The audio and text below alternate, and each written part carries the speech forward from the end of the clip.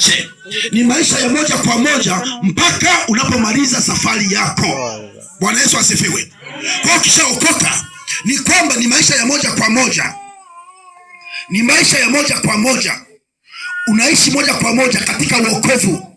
Yesu anasema walio wangu sitawaacha, sitawapoteza. Kwa hiyo wokovu ni maisha. Tukamwangalia huyu Yesu ambaye ndio kielelezo cha wokovu wetu. Ni kwamba Mungu aliona mwanadamu anavyoteseka, akamwachilia Yesu Kristo akaja duniani. Yesu Kristo akasema naondoka nawaletea msaidizi ambaye ni Roho Mtakatifu. Huyu Roho Mtakatifu anapokuja anakaa na sisi daima, anakaa na sisi milele.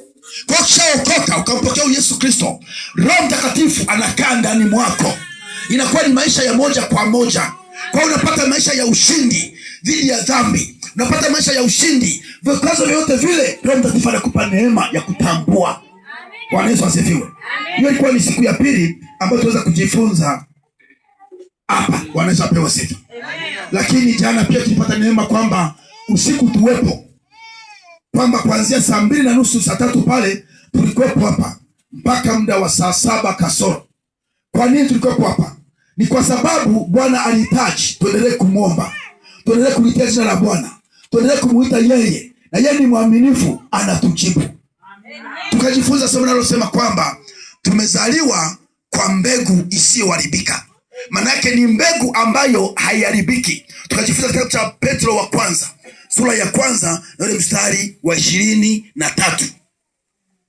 Tunazaliwa kwa mbegu isiyoharibika. Hebu tuangalie huo mstari kwanza. Petro wa kwanza sura ya 1 na ule mstari wa 23.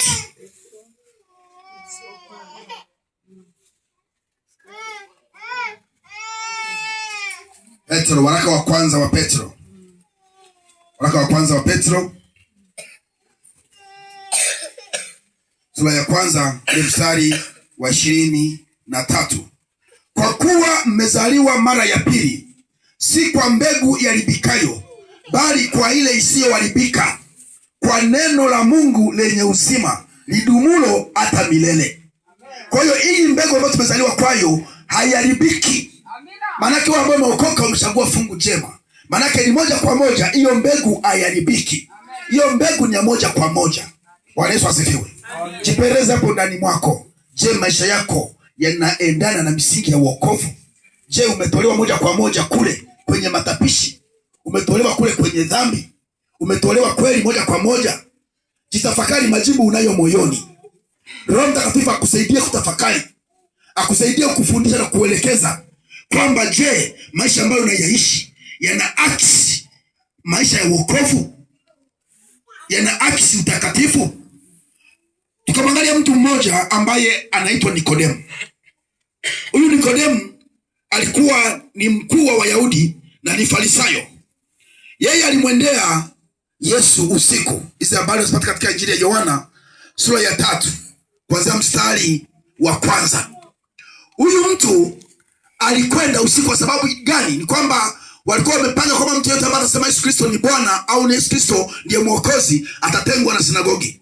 Kwa hiyo Farisayo huyu Nikodemo akaamua aende kule usiku. Ameenda kule usiku kuongea na Yesu.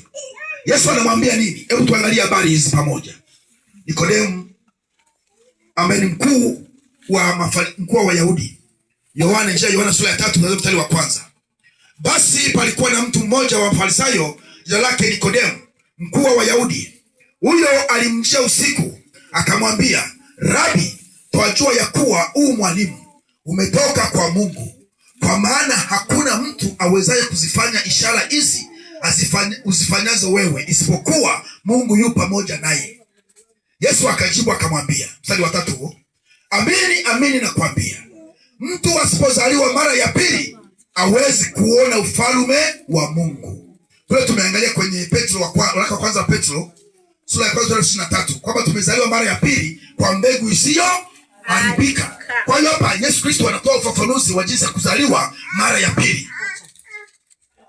Yesu akajibu, amini amini nakwambia, mtu asipozaliwa mara ya pili hawezi kuona ufalme wa Mungu. Nikodemo akamwambia, awezaje mtu kuzaliwa akiwa mzee?